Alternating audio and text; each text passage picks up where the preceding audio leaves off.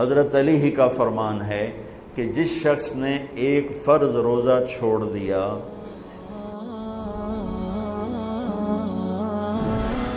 رمضان کیوں کہتے ہیں؟ رمضان کا مطلب ہے جل جانا، کس چیز کا جل جانا؟ صلاۃ الاوابین حین ترمز الفصال، نیک لوگ ایک نماز پڑھتے ہیں کب؟ جب اونٹ کے پاؤں جلنے لگیں، اونٹ کے پاؤں جب جلنے لگیں، اونٹ کے بچے کے پاؤں جب جلنے لگیں۔ تو رمضان میں جل جانا، اس کا روزے سے کیا تعلق ہے؟ اس کا روزے سے تعلق یہ ہے کہ 360 دن سال میں ہوتے ہیں چاند کے لحاظ سے، 330 دن کے گناہ اللہ رمضان کے روزوں میں ہر روز میرے آپ کے گناہ جلاتا ہے، جلاتا ہے، جلاتا ہے۔ بھوک لگتی ہے ایک آگ بنتی ہے، پیاس لگتی ہے ایک آگ بنتی ہے۔ تو ہمارے لکڑی کی آگ میں چیزیں جلتی ہیں اور ہماری بھوک، روزے کی بھوک کی آگ میں گناہ جلتے ہیں، اور 29ویں روزے اللہ سارے سال کے گناہوں کو جلا کے روزہ والا یا روزے والی کو ایسے پاک کر دیتا ہے جیسے آج ماں کے پیٹ سے نکلا ہو، ایسے ان کو خوبصورت کر دیتا ہے۔ حج کا مہینہ آیا، اعمال اسی طرح ہیں جیسے ہوتے ہیں۔ رمضان کا مہینہ آیا تو میرے نبی کا اعلان ہو گیا، ایک فرض 70 فرض کے برابر ہو جاتا ہے تمہارا، نفل فرض کے برابر۔ فرض اور نفل میں فرق کیا ہے؟ حضرت علی ہی کا فرمان ہے کہ جس شخص نے ایک فرض روزہ چھوڑ دیا، پھر قیامت تک اس کی قضا میں نفل روزے رکھتا رہا تو ایک روزے کا یہ سارے روزے بدلہ نہیں ہو سکتے۔ ایک نماز چھوڑ دی اور پھر اس کی قضا میں قیامت تک نفل پڑھتا رہا تو فرض نماز کی ایک رکعت کے ایک سجدے کے برابر بھی نہیں ہے۔ فرض میں اتنی طاقت ہے۔ تو اللہ کی رحمت کیسے متوجہ ہوتی ہے کہ رمضان کے مہینے میں اللہ فرماتے ہیں میرے محبوب کی امت ہے، ایک فرض کو 70 کے برابر کر دو، اور پھر فرماتے ہیں نفل کو فرضوں کے برابر کر دو، اور پھر فرماتے ہیں جو رات کو تراویح پڑھے گا، دن میں روزہ رکھے گا، آخری رات اسے ایسے دھو کے پاک کر دوں گا کہ اس کے ذمے گناہ کا ایک ذرہ بھی باقی نہیں بچے گا، سب گناہ اللہ تعالیٰ اس کے معاف فرما دے گا۔ اور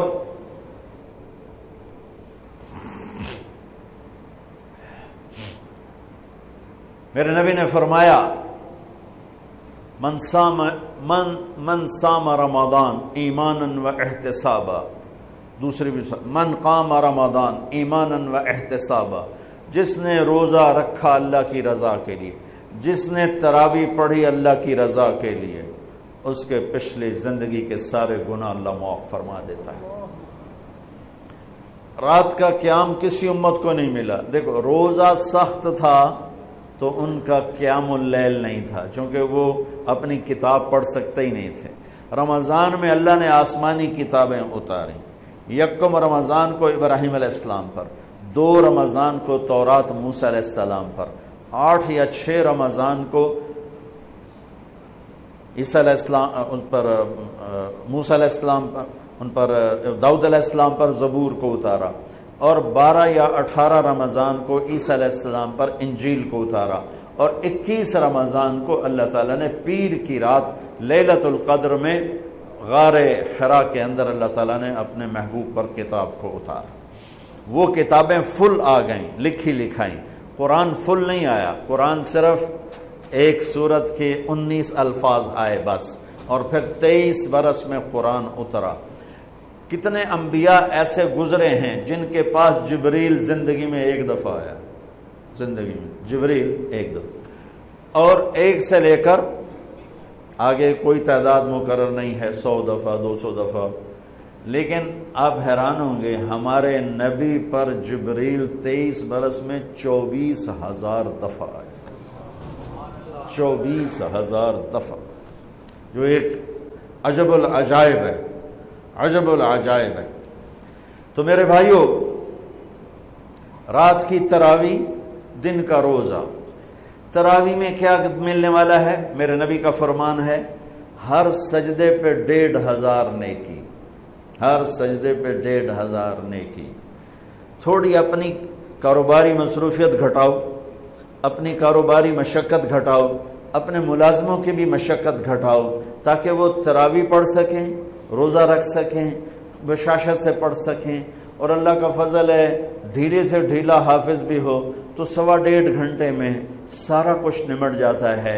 اتنی سی ہمت کرو میرے بھائیوں کہ افطاری میں تھوڑا کھاؤ۔ اگر تم پہلوانوں کی طرح شروع ہو گیا نا، پھر تو تم سے عشاء بھی نہیں پڑھی جائے گی، تراویح تم نے کیا پڑھنا۔ روزہ جسم کی فالتو چیزوں کو جلاتا ہے، روزہ ایک قوت پیدا کرتا ہے ایمانی شیطان کے خلاف۔ وہ کیسے پیدا کرتا ہے شیطان کے خلاف؟ اللہ تعالیٰ حلال کو بھی حرام کر دیتا ہے۔ جب بیوی کو بھی شہوت سے دیکھنا حرام ہو گیا اور یہ اس پہ قابو پا گیا تو اوروں کی عزت کو یہ حرام نظر سے کیوں دیکھے گا؟ جب یہ حلال کھانا چھوڑ گیا تو یہ جھوٹ کیوں بولے گا، یہ گالی کیوں دے گا، یہ غیبت کیوں کرے گا؟ جب یہ کان میں دوائی ڈالنا چھوڑ گیا کہ روزہ ٹوٹ جاتا ہے تو یہ اوروں کی غیبت کیوں سنے گا، اوروں کی برائی کیوں سنے گا؟ جب یہ آنکھ میں دوائی نہیں ڈالتا ہے کہ وہ حلق میں جاتی ہے، وہاں سے وہ پیٹ میں چلی جاتی ہے، روزہ ٹوٹ جاتا ہے، تو یہ ان آنکھوں سے غلط کیوں دیکھے گا؟ یہ غلط کیوں کسی کی عزت کے اوپر اپنی بددیانت نظر کو ڈالے گا؟